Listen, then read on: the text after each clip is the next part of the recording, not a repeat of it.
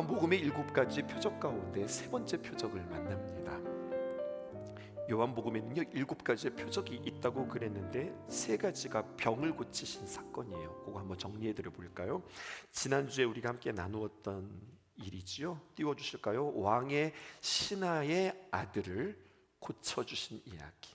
왕의 신하의 아들이 고쳐진 이야기가 치유 사건이었고요. 그리고 오늘 38년 된 병자를 고치신 사건 우리가 함께 만나고, 그리고 6번째 날 때부터 소경을 주님께서 눈뜨게 하신 역사가 기록되어져 있습니다.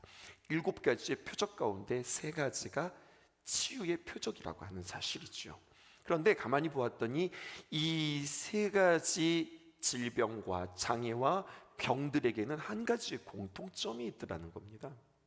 그게 바로 어떤 공통점이냐면 모두가 매우 고치기 힘든 상태가 아주 심각한 그러한 병이었고 장애였고 그리고 고통이었다고 하는 점이죠.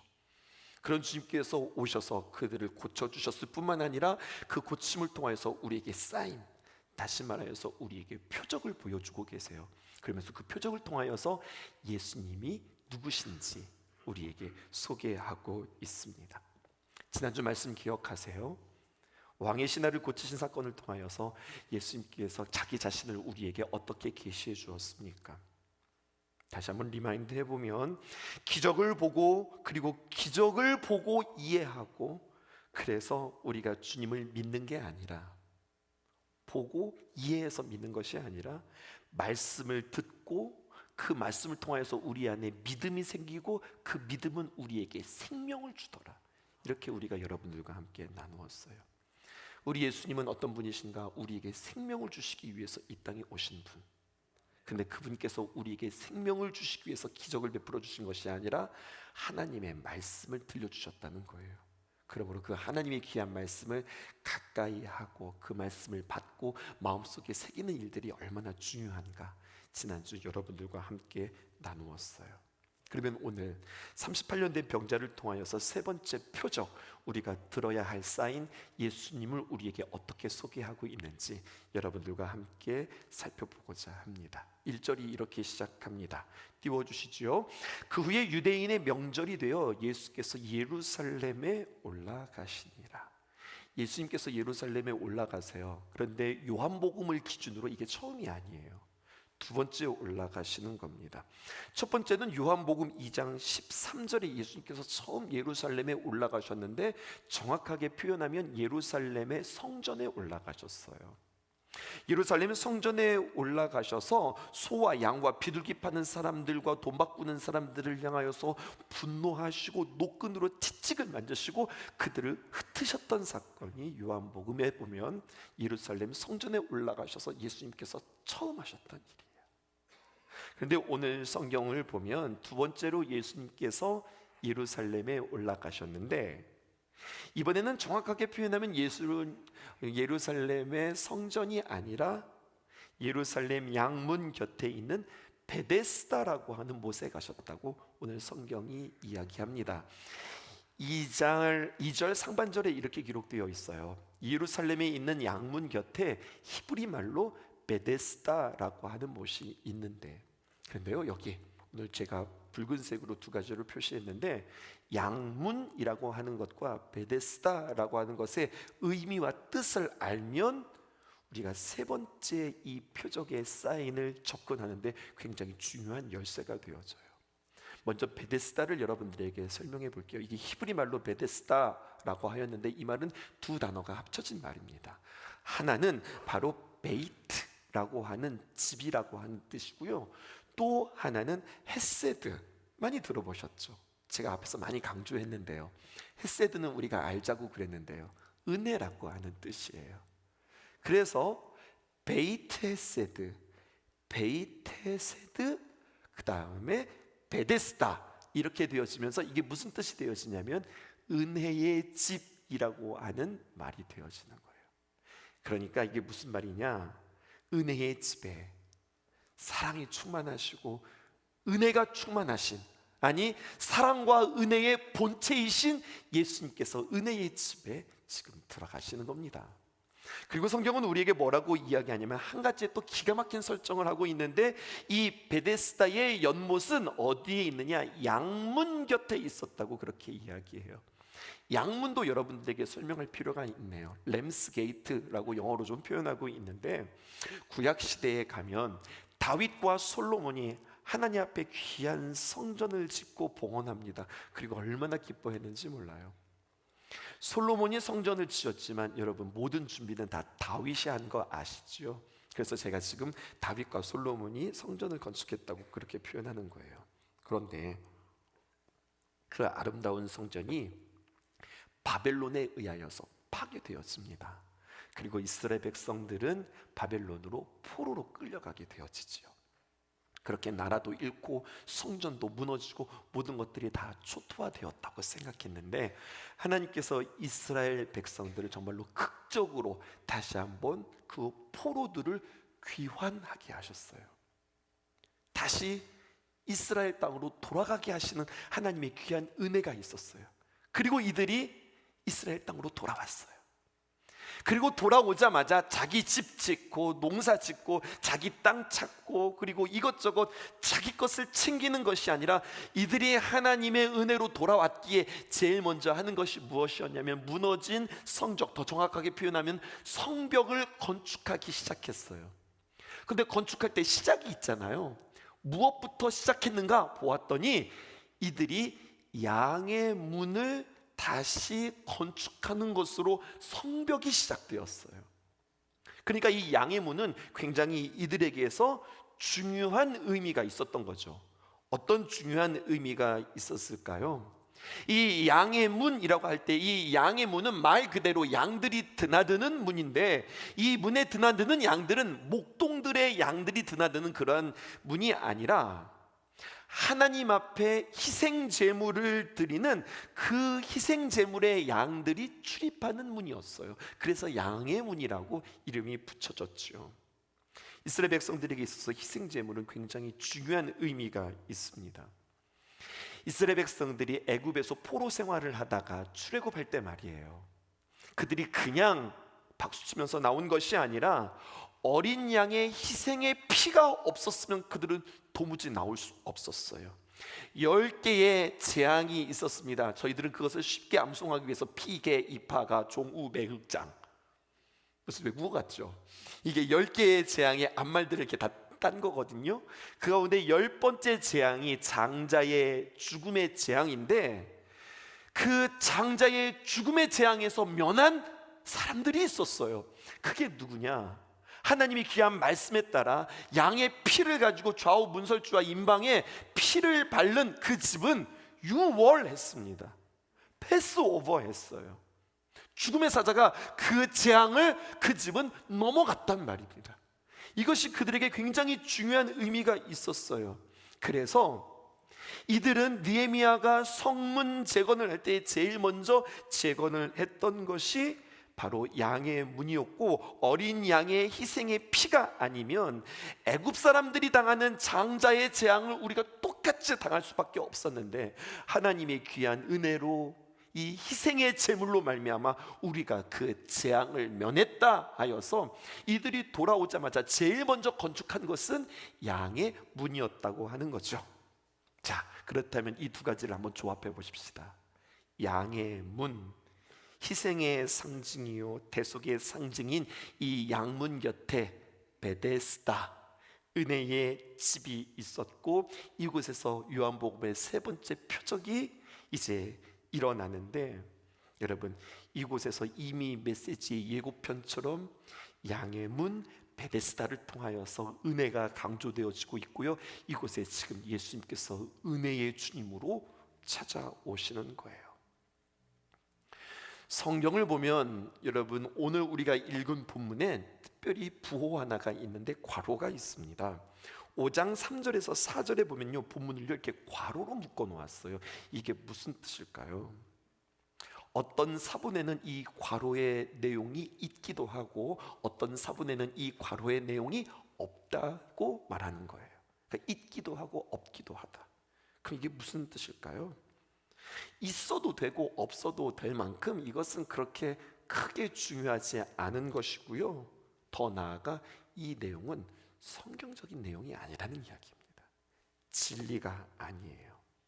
그 내용만 제가 그냥 그대로 가져와 봤어요. 물이 움직임을 기다리니 이는 천사가 가끔 모세에 내려와 물을 움직이게 하는데 움직인 후에 먼저 들어가는 자는 어떤 병이 걸렸는지 낫게 되밀어라. 베데스다에 연못이 있는데 그 물이 있는데 그냥 잔잔한 물이 아니라 마치 간헐천이어서 갑자기 그 물이 이렇게 탁 동할 때가 있었어요. 근데 막 물이 막 쫙 치솟는 것이 아니라 그냥 물의 움직임이 싹 있을 때가 있었단 말이에요. 그런데 그때 그것을 보고 제일 먼저 뛰어 들어가는 사람은 그 사람이 어떤 병에 걸렸는지, 그가 어떤 문제가 있든지 그 물에 들어가기만 하면 낫는다고 하는 그 당시 사람들의 믿음이 있었어요. 이건 진리예요? 아니면 그 사람들의 미신이에요? 진리가 아니라 미신이라고요. 그래서 성경은 이것을 이렇게 괄호쳐 놓은 거예요. 이것은 진리가 아니었는데 놀랍게도 사람은 이 진리가 아닌 것을 진리처럼 여기고 믿음을 가지고 수많은 사람들이 이 베데스다에 행각 5이 있는데 그 행각에 모여서 다 한 가지 매 한 가지로 초지일관 그곳에 물이 동하기만을 지금 쳐다보고 있다고 하는 거죠. 그런데요, 성경은 우리에게 이것을 이야기해 주어요. 베데스다, 은혜의 집에 모인 사람들은 어느새 하나님의 은혜를 누리고, 그리고 은혜가 충만한 사람들이 아니라 모두가 다 지금 촉각을 다투는 경쟁자가 되었고, 살아야 하고 고쳐야 하고 문제를 해결한 받기 위하여서 그것에 모인 사람들을 서로 살벌하게 쳐다보면서 지금 그들은 동료가 아닌 라이벌로 서로 눈치 게임하고 지금 그 자리에 앉아 있는 거예요. 동병상련이라고 하는 말 아시죠? 아픈 사람이 아픈 사람의 마음을 안다고. 함께 위로해주고 함께 공감해주고 함께 마음을 나누어야 할 사람들이 지금 모두가 다 라이벌이 되어버렸습니다. 저 사람 때문에 내가 고침받지 못하고 저 사람이 앞으로 나가는 바람에 내가 이 기회를 놓쳤다고 아쉬워하고 울분을 품고 그리고 원망하고 있는, 여러분, 은혜의 집에서 사람들이 모여서 질투하고 원망하고 싸우고 시기하고 그리고 자기들끼리 마음 가운데 다투고 그리고 지금 치열하게 경쟁하고 있는 모습들을 보고 있는 겁니다. 베데스다, 무슨 집이라고요? 은혜의 집인데, 자비의 집인데 어느새 내가 살고 봐야 하니까, 내가 먼저 들어가야 되니까, 내가 인정받아야 되니까 그곳은 오히려 은혜의 집이 아니라 무질서, 무자비, 그리고 무례한 공간이 되어져 버렸어요. 그렇게 은혜의 집에 온 사람들은 육신의 상처를 가지고 온 사람들인데, 이 상처가 치유되어지기는커녕 오히려 육신의 상처 플러스 마음의 상처까지 입고 그들은 그 자리에 모여 있더라라는 이야기예요. 어디에서요? 은혜의 집에서, 은혜의 공간에서 말이죠. 뭐 떠오르는 거 없으세요, 여러분? 오늘날 은혜의 집은 어디일까요? 은혜의 공간은 어디일까요? 주님께서 세우신 예배당 아닐까요?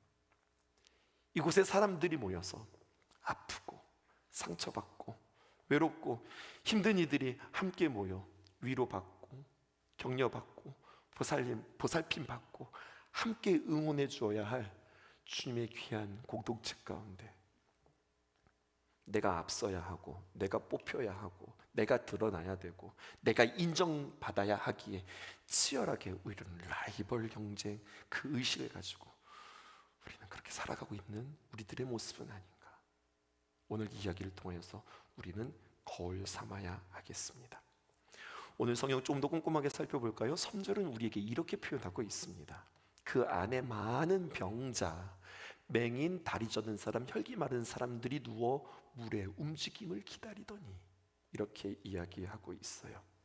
양의 문 곁에 베데스다에는 각양각색의 병자들이 있어요. 그런데 굳이 성경은 수많은 정말로 다양한 별의별 병을 가진 사람들이 다 모였는데 성경은 3가지를 표현하고 있어요. 하나는 맹인이요, 두 번째는 다리 저는 사람이요, 세 번째는 혈기 마른 사람이라. 이 사람들만 있었을까요? 그건 아니거든요. 근데 성경은 이 사람들만 이야기하고 있다고요. 왜요? 여러분, 소경이 있습니다. 지금 이곳은 어떤 곳이라고요? 물이 동하면 그 동한 것을 얼른 보고서 재빨리 움직여 그 물속에 품덩 들어가야 되는 상황입니다. 근데 소경이 있다고요. 소경은 앞을 볼 수 없는 사람입니다. 이 사람에게 무슨 경쟁력이 있어요? 그러나 이 사람이 이 자리에 있다고요. 어떻게 앉아 있습니까? 내가 비록 볼 수는 없지만 그나마 나에게 있는 감각, 청력, 귀를 쫑긋 세우고 물이 동하나 안 동하나 그 소리에 민감하게 듣고 있는 거예요. 근데 그 소리만 들리겠냐고요. 지금 수많은 사람들이 모여서 이 자리가 내 자리네, 네 자리네, 내가 먼저 왔네, 네가 먼저 왔네, 네가 살래, 내가 살래 하면서 시끌벅적한 이 상황 가운데 소경은 지금 귀를 쫑긋 세우고서, 그리고서 물이 동하는 소리만을 지금 자신의 유일하게 살아있는 감각을 가지고 그것을 준비하고 있더라는 이야기죠. 여러분, 안 보이는데 물이 동하는 것을 알고 어떻게 제일 먼저 뛰어들어요? 이 소경에는 경쟁력이 제로입니다. 다양한 병자들 가운데 훨씬 눈 좋고 힘 좋고 빠른 사람들, 가벼운 증상이 있는 사람들이 제일 먼저 들어가지 어떻게 소경이 들어가요? 그런데 성경엔 그런데도 소경이 거기에 있더라는 이야기예요. 무엇을 의미할까요? 두 번째 보실까요? 다리 저는 사람입니다. 뭐가 불편한지 아시겠죠? 다리가 저려요. 걷기조차도 불편하단 말이에요. 속도감에 있어서, 뛰어감에 있어서 다리가 전다. 여러분, 뛰기는커녕 걷기도 불편한데, 여러분, 이 사람이 어떻게 경쟁해요? 치명적입니다. 다리 튼튼한 사람을 어떻게 이길 수 있을까요?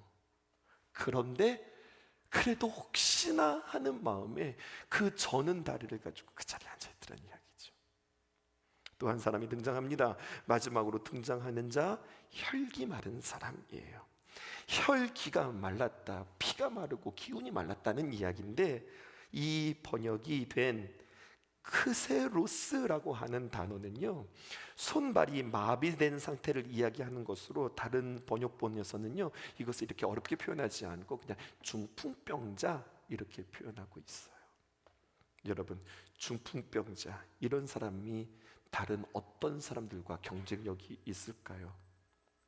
중요한 시간이에요. 세 가지의 공통 분모가 있습니다. 이 세 가지 사람들의 공통 분모가 있어요. 무엇입니까? 전혀 가능성이 없는, 전혀 소망이 없는. 그래서 저런 사람들도 왔어? 진짜 이런 사람들도 왔네 라고 모두가 그들을 바라보면서 고개를 저을 수밖에 없는, 정말로 힘들고 정말로 어려운 사람들이 그 자리에 앉아 있었다는 이야기죠. 그런데 오늘 성경에 보니까요, 그거보다 더 심각한 한 사람이 또 등장합니다. 그게 5절이에요. 최악인 인물이 오늘 우리에게 소개되어지고 있어요. 5절 함께 읽어보십시다. 시작. 거기 38해 된 병자가 있더라. 성경이 병이 오래된 한 사람이 있었다 이렇게 해도 되는데, 굳이 그 사람의 횟수를 말해요. 그것도 뭐 40년, 30년, 10단위로 떨어지는 것이 아니라 정확하게 38년 됐다고 그렇게 이야기해요. 38년 동안 병들어서 몸을 가눌 수조차 없고, 나중에 우리가 함께 살펴보지만 이 사람은 병상에 누워 있습니다. 침상에 누워 있는 사람이에요.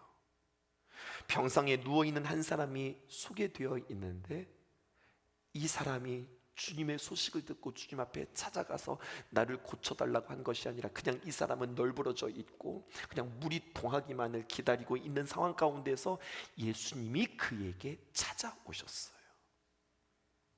여러분, 누워 있으니 혈기 마른 사람과 별반 다를 바가 없고요. 38년이라고도 오랜 세월 동안 병을 치루었으니 그의 다리는 성하여서 뛸 수조차 없고요. 다리 저는 사람만큼도 걸지 못하고요. 누워 있어요. 그러니 그의 시력은 흐려졌을 뿐만 아니라 누워서 어떻게 쳐다봐요, 여러분? 옆으로 쳐다봐요. 옆으로 있는 상태에서 볼 수가 없어요. 아니요, 목사님, 누워서도 충분히 봅니다. 아니에요, 여러분. 이미 그 앞에 사람들이 다 서 있어서, 다 사람들이 꽉꽉 차 있어서 사람들에 가려서 그 물이 보여지지 않는다고요. 소경과 다를 바가 없는 사람이에요. 이 사람이 누워 있습니다. 행복하지 않아요. 이 사람은 행복하지 않아요. 왜요? 38년 동안 병들어서 행복하지 않을 뿐만 아니라 행복하지 않은 이유가 한 가지 더 있어요. 그것을 이렇게 이야기합니다. 6절 말씀에 예수께서 그 누운 것을 보시고, 앉아있지도 못하고 누웠는데 사람들에게 빼곡하게 가려서 지금 물이 동하는지 안 동하는지조차도 바라볼 수 없는 그에게, 그를 보시고 찾아오셔서 병이 벌써 오랜 줄 아시고 그에게 이르시되, 말씀합니다. 가나의 혼인잔치에서 주님께서 말씀하셨습니다. 왕의 신하에게, 그에게 말씀하셨습니다. 그리고 이제 38년 된 병자에게 말씀하셨습니다. 그런데 이 모든 질문들은요, 엉뚱하고 좀 당황스러운 질문이에요. 병자에게 내가 낫기를 원하느냐, 이렇게 질문한단 말이죠. 이걸 질문이라고 하십니까? 지금 질문 같지 않은 질문에 대답 같지 않은 대답을 합니다. 여러분, 질문도 이상하지만 대답도 이상해요. 내가 낫고자 하느냐? 아멘 주님, 내가 낫기를 원하나이다. 이게 정답이죠. 근데 이 사람 좀 보세요. 다 아픈데 내가 보니까 입만 살았어. 말을 한참 합니다. 뭐라고 이야기하느냐? 7절에 보니까 병자가 대답하되, 주여, 물이 움직일 때에 나를 못에 넣어주는 사람이 없어서 내가 가는 동안에 다른 사람이 먼저 내려가나이다. 이 말을 잘 생각해 보세요. 이 사람이 38년 동안 병들어서 행복하지 못했지만 또 한 가지 이 사람이 행복하지 않은 이유, 내가 먼저 들어가려고 하면 누군가가 자기보다 먼저 연못 속에 뛰어들어가기 때문이고, 누군가가 저 베데스다의 물이 동할 때에 자신을 저 연못에 넣어주는 사람이 없어서 나는 지금 불행합니다. 그렇게 이야기해요. 38년 된 병자에게 네가 낫기 원하느냐? 뭐라고 대답해요? 내가 낫기를 원합니다. 이렇게 대답하지 않고 문제의 해답이 지금 바로 자신 앞에 있는데 그 주님을 알아보지 못하고 내가 낫기 원하느냐라고 하는 질문에 낫고 싶은데, 보세요, 뭐가 문제인지. 38년 된 병자가 병든 것도 문제지만 뭐가 문제인지 발견해 보세요. 낫고 싶은데 나보다 더 빨리 들어가는 놈들 때문에 내가 못 낫고, 그래서 나는 이렇게 38년 동안 누워있고 나를 저 안에 넣어주는 사람조차도 없어서, 들어가지 못해서 나를 던져주는 사람이 없어서 나는 지금 불행하다고 이야기하는 이 사람의 문제는 뭐라고 생각하세요? 이 사람의 문제를 진단해 볼까요? 이 사람은 답을 자기가 가지고 있어요. 38년 된 병자는 행복한 비결을 자신이 가지고 있어요. 행복의 비결, 물에 제일 먼저 들어가는 사람은 살 길이고 그것이 나의 치유의 시작이고, 그렇게 병이 나으면 나는 행복하다라고 하는 이 순서를 그는 지금 놓치지 않고 있는 거예요.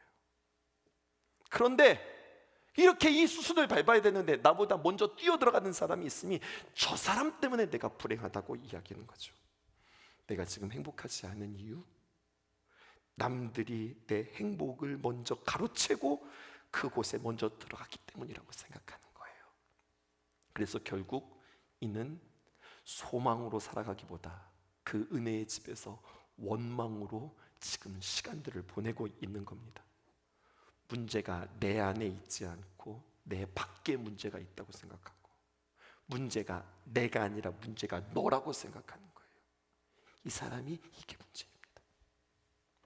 그리고 성경은 이 사람의 모습이 바로 우리의 모습이라고 그렇게 이야기해주고 있어요. 사람이 하나님의 귀한 은혜를 떠났습니다. 범죄함으로 말미암아 사람들의 마음속에는 내가 어느새 내가 하나님이 되어서 내가 행복을 만들어가고 내가 행복을 가꾸어 간다고 여기며, 그래서 열심히 일해요. 뭔가를 집중해요. 뭔가를 많이 해봐요. 뭔가를 많이 경험해보고 무언가를 많이 만나보기도 해요. 그리고 무언가를 열심히 모아보기도 하고 어떤 자리에 열심히 올라가 보기도 합니다. 내 힘으로 무언가를 할 수 있고 내가 무엇인가를 얻을 수 있다고 여기는 거예요. 여기는요, 두 가지가 있어요. 첫 번째, 나는 행복의 길을 압니다. I know happiness. 또 나는 행복한 삶을 내가 만들 수 있습니다. I can be happy. 나는 행복의 길을 알고요, 나는 행복을 만들 수 있고요, 안다, 할 수 있다. 이게 무슨 말인 줄 알아요? 나는 전지, 나는 무엇이든지 다 알고, 전능, 나는 무엇이든지 할 수 있다. 전지전능하신 하나님 앞에서 지금 이렇게 자기가 이야기하고 있는 겁니다. 그런데 여러분, 신약의 이 38년 된 병자가 똑같이 구약에도 한 번 더 등장해요. 그거 발견하셨어요? 구약에도 동일하게 자신들이 행복의 길을 알고 우리가 행복을 만들 수 있다고 여기고 하나님을 의지하지 않고 자신들의 힘을 의지하다가 정확하게 38년 동안 유리방황한 인생이 있어요.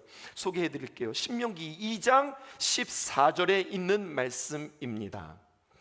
가데스 바네아에서 떠나 세렛 시내를 건너기까지 몇 년이에요? 38년 동안이라. 이때는 그 시대의 모든 군인들이 여호와께서 그를 맹세하신 대로 진중에서 다 멸절되었나니, 이렇게 표현합니다. 퀴즈 낼게요.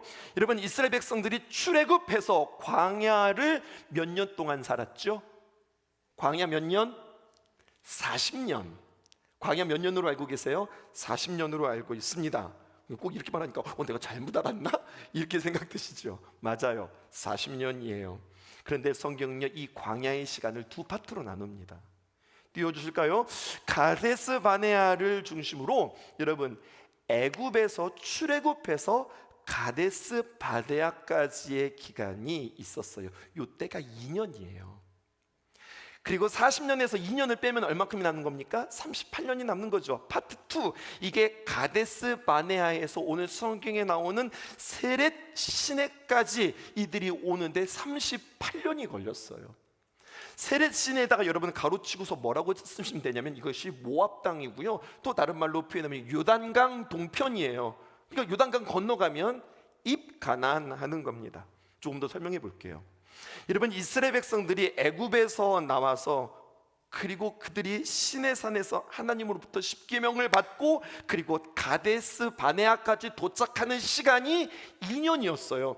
그리고 그들은 이제 가나안 땅을 바라보고 있습니다. 그리고 이들은 그냥 들어가는 것이 아니라 모세의 명령에 따라서 잘 아는 이야기예요. 12명의 정탐꾼을 그 가나안 땅에 보내며 그 땅이 어떤지 알아보자, 이런 거예요. 그리고 여러분, 이들이 그 정탐을 잘하고 좋은 정보를 가지고 그들이 믿음을 가졌다면 그들은 2년 만에 출애굽해서 입가나안 하는 거예요. 그런데 우리가 잘 알듯이 이곳에서 12정탐꾼을 가나안에 파송하였으나 12정탐꾼이 우리에게 보고하는데, 여러분, 갈렙과 여호수아를 제외한 10명이 뭐라고 그랬습니까? 민수기 13장 31절에서 33절입니다. 그와 함께 올라갔던 사람들은 이르되 우리는 능히 올라가서 그 백성을 치지 못하리라. 그들은 우리보다 강하니라, 이렇게 이야기해요. 가나안 땅이 그냥 비어있는 땅이 아니라 적과 꿀이 흐르는 땅이 아니라 이미 그곳에는 사람들이 살고 있어요, 이렇게 이야기하는 거죠. 32절 보십시다. 이스라엘 자손 앞에서 그 정탐한 땅을 악평하여 이르되, 평가하는데 선평이 아니라 악평이에요. 우리가 두루 다니며 정탐한 땅은 거주민을 삼키는 땅이요, 이 땅이 만만한 땅이 아니라는 거예요. 그 땅에서 사는 사람들조차도 이 땅이 쉽지 않은 땅이라는 이야기입니다. 그리고 거기에서 본 백성은 신장이 장대한 자들이며 키가 엄청 크다는 이야기죠. 33절 볼까요? 거기서 네피림 후손인 아낙 자손의 거인들을 보나니, 그 속에 사는 사람들은요, 보통 큰 게 아니라 다 거인들입니다. 그래서 우리는 스스로 보기에도, 아무리 보아도 그들에 비하여 우리는 메뚜기와 같습니다. 우리가 보기에도 메뚜기 같고 그들이 우리를 보기에도 메뚜기 같았을 것입니다, 이렇게 표현하는 겁니다. 이 보고를 들어요. 가나안 땅이 어떤 땅이래? 사람들이 쫙 모여서 그 보고를 듣는데 이렇게 보고를 한 거예요. 이때 이스라엘 백성들의 반응이 한 장 넘겨서 민수기 14장 1절에 이렇게 기록되어져 있습니다. 온 회중이 소리를 높여 부르짖으며 백성이 밤새도록 통곡하였느니라. 여러분, 소리를 높여 부르짖었다고 하는 것은 기도했다는 이야기가 아닙니다. 하나님을 향하여서 삿대질을 하고, 그리고 모세를 향하여서 삿대질을 하면서 원망하며 불평하며, 그들은 낙심하며 그들은 밤새도록 통곡을 했어요. 울고 끝난 게 아니라 그리고 말했어요. 치명적인 말을 합니다. 무슨 말을 합니까? 민수기 14장 2절에서 3절. 이스라엘 자손이 다 모세와 아론을 원망하고 온 회중이 그들에게 이르되 말합니다. 뭐라고 말하는가 보았더니 우리가 애굽 땅에서 죽었거나 이 광야에서 죽었으면 좋았을 것을. 우리가 차라리 그냥 그 애굽 땅에서 그냥 이렇게 고생하지 말고 애굽 땅에서 죽든지, 아니면 그냥 이 광야에서 죽든지. 근데 3절 보세요.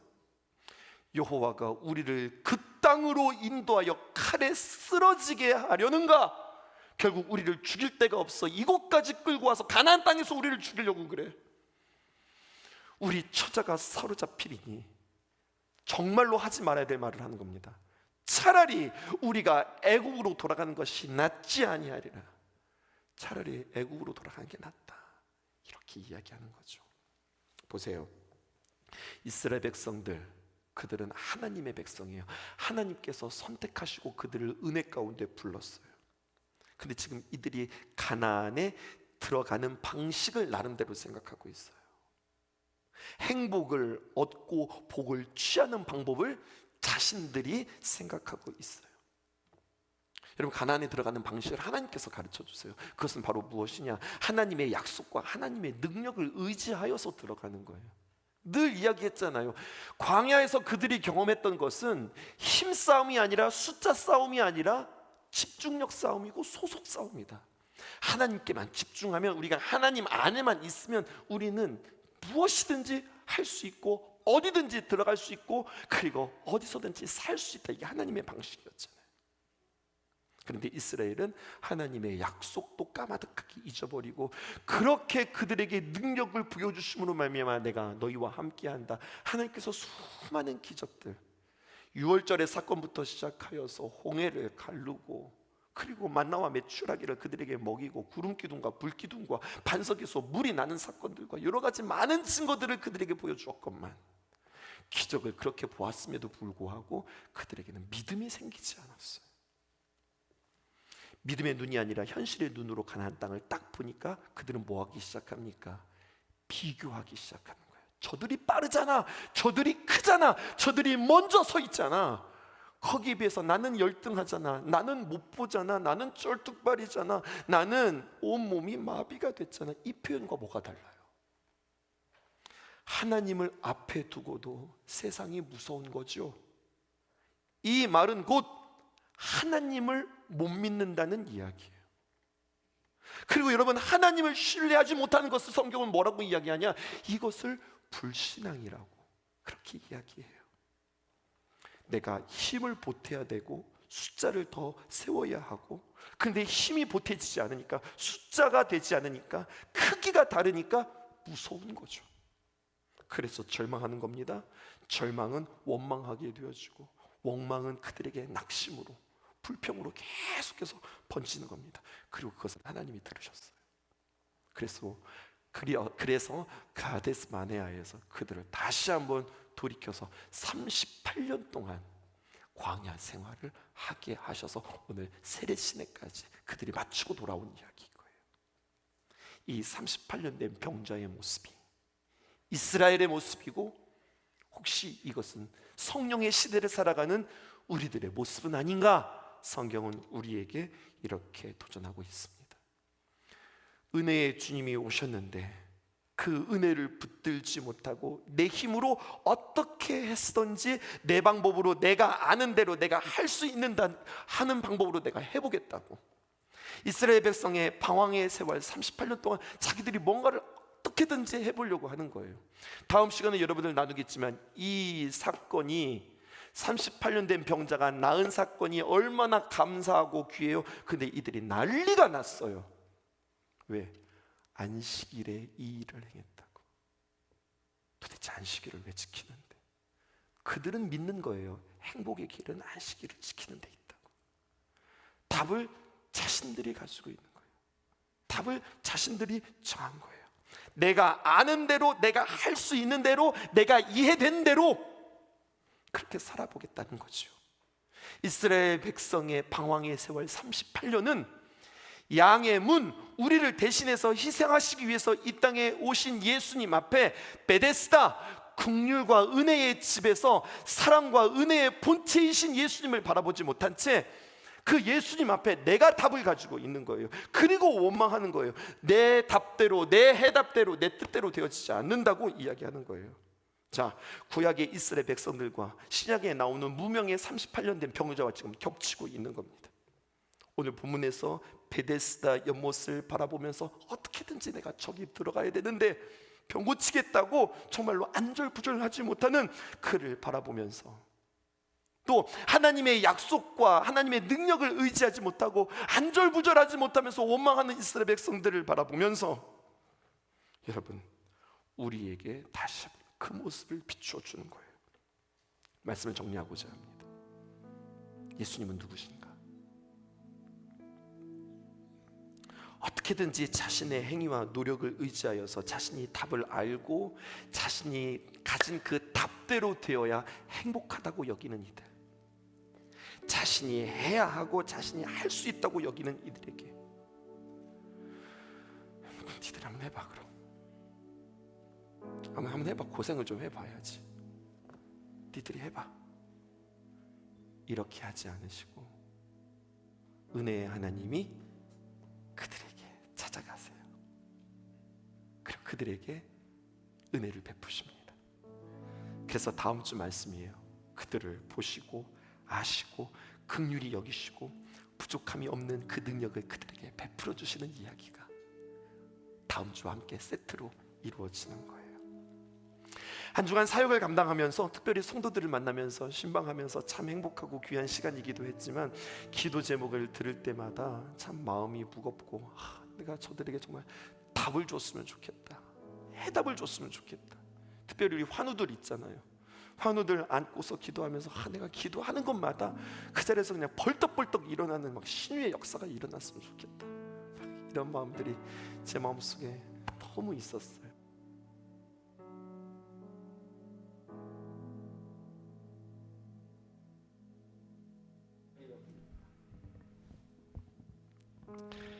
그런데요, 중요한 타이밍인데 내가 뭔가를 자꾸 열심히 하고 내가 뭔가 해답이 있고 내가 이렇게 해야 된다고 하는 모든 생각에 대해서 하나님께서는 다시 한번 점검하라고, 네 힘으로 하지 말고 은혜의 하나님을 붙잡으라고 말씀해 주셔서 열심히 달리는 그 신방의 일정을 잠시 브레이크를 걸고 한 주간을 더욱더 하나님을 의지하고 바라보는 시간을 가져야 되겠다. 제가 이렇게 마음을 먹고 오늘 이 말씀을 다시 해석해서 여러분들에게 전하기 시작했어요. 여러분, 하나님의 은혜를 구한다라고 하는 것은요, 하나님 나에게 힘이 되어 주십시오, 하나님께서 일해 주십시오라고 하는 거거든요. 그러니까 하나님의 은혜를 구한다라고 하는, 하나님 내게 은혜를 주세요, 하나님 나에게 힘을 주세요, 하나님 나에게 능력을 주세요 라고 기도하는 것이 아닙니다. 하나님의 은혜를 구하고 그리고 하나님의 능력을 얻는 방법은 이렇게 적용해 보세요. 그것은 하나님의 기쁨이 될 때 우리가 하나님의 은혜를 얻을 수 있고 하나님의 힘을 얻을 수 있다고 하는 사실이에요. 하나님의 기쁨을 계속해서 선택할 수 있는 저와 여러분 되기를 원합니다. 하나님의 음성을 못 들어서 우리가 하나님을 기쁘시게 해드리지 못하는 게 아니에요. 내가 어느새 나의 심령 가운데, 나의 영혼 가운데 죄와 치열하게 싸우겠다고 하는 그 의지가 없어졌어요. 그냥 인생은 그런 거야. 먹고 살기 바쁘고 그냥 힘들어. 그냥 그렇게 어느새 내가 죄와 피 흘리기까지 싸우지 아니하고 나는 그냥 그런 대로 적응하면서 어울리면서 살아가는 거예요. 우리 사역자 회의를 하면서 전도사님들에게 그런 이야기했어요. 사람이 죄 짓지 않고 살아갈 수 있을까? 그랬더니 한결같이 목사님 없습니다, 그렇게 이야기하는 거예요. 근데 다시 한번 생각해봐. 사람들이 죄 짓지 않고 살아갈 수 없을까? 죄 짓지 않고 살아갈 수 있어요, 여러분. 이걸 아셔야 됩니다. 어떻게 죄 짓지 않고 살아가요? 내가 하나님의 기쁨을 끊임없이 선택하는 거예요. 사실 내가 선택한 거예요. 하나님이 기쁨이고 하나님께서 기뻐하시지 않는 것에 대하여서 아이 몰라 하고서 늘 나는 하나님의 기쁨이기보다는 나는 의지를 동원하여서 죄와 싸우기보다는 그냥 내 마음대로 계속해서 선택했다고요. 이것부터 여러분들 고쳐보세요. 죄 가운데는 두 가지 죄가 있습니다. 알고도 지은 죄가 있고 모르고도 지은 죄가 있는데, 알고도 지은 죄는 나의 의지를 통해서 그것을 선택하지 않을 수 있다니까요. 그것을 선택하지 않도록 하나님 나에게 힘을 주십시오라고 기도할 수 있기를 주님의 이름으로 축복합니다. 모르고도 지은 죄 있잖아요. 이걸 어떻게 우리가 이길 수 있어요? 그때마다 여러분들 즉각 하나님 앞에 죄를 처리하세요. 십자가로 말미암아 하나님, 제가 또 이렇게 말했네요. 하나님, 제 마음속에 이런 생각이 또 들었어요. 내가 또 그 분노가 올라오네요. 하나님, 내가 또 짜증이 생겼어요. 하나님, 내가 우울함이 있어요. 우울하다, 참 우울하다. 이렇게 방치하지 말고, 이런 모습 하나님께서 기뻐하시지 않잖아요. 어른들 그런 말씀하지 않으세요? 엄마 아빠 앞에서 한숨 쉬는 거 아니야. 엄마 아빠 앞에서 한숨 쉬는 거 아니야. 이 말은 무슨 말이에요? 다른 말로 표현, 야, 엄마가 있는데 아빠가 있는데 뭐가 걱정이야. 걱정하지 마. 한숨 쉰다고는 엄마 아빠가 못 해준다는 얘기잖아. 그런 이야기 아니에요. 못 해주죠. 우리가 무슨 힘이 있어요, 무슨 능력이 있어요. 하지만 여러분, 하나님 앞에서 한숨 쉬지 않기를 주님의 이름으로 축복해요. 예의가 아닙니다. 하나님 앞에서 한숨 쉬는 건 여러분 예의가 아닙니다. 그렇게 우리의 마음들을 주님 앞에서 건져 올릴 수 있기를 주님의 이름으로 축복합니다. 쓰러지면 또 다시 일어나는 거예요. 죄와 함께 더불어 살아가지 마세요. 그래서 복받지 못하는 거예요. 그래서 그 능력을 누리지 못하는 거예요. 할 수 있잖아요. 할 수 있잖아요. 그런데 우리가 안 하는 거잖아요. 성경이 우리에게 도전합니다. 너희가 죄와 싸우되 적당히 싸운다는 거예요. 피 흘리기까지 싸우지 않는다는 거예요. 그리고 내가 싸우는 게 아닙니다. 예수 그리스도의 보혈을 가지고 우리가 싸우는 겁니다. 주님께서 우리에게 승리케 하실 것입니다. 이 은혜를 맛보고 누리고 이것 가지고 귀한 사역 감당하실 수 있기를 바라고요. 이 마음 가지고 귀한 영혼들을 섬길 수 있기를 바라고, 그렇게 우리의 삶 속에서 승리할 수 있기를 주님의 이름으로 축복합니다. 내게 허락하신 시련을 통해 나의 믿음 더욱 강하게 자라나고, 험한 산과 골짜기 지나는 동안 주께 더 가까이 나를 이끄시네. 내가 겪는 시험이 어렵고 힘겨워도 내 주님보다 크지 않네. 내 앞에 바다가 갈라지지 않으면 주가 나로 바다 위 걷게 하리. 나는 믿네. 주의 능력으로 내 삶 새롭게 되리. 나는 믿네. 주의 능력으로 담대히 나가리라. 주와 함께 싸워 승리하리라. 날마다 믿음으로 나 살아가리.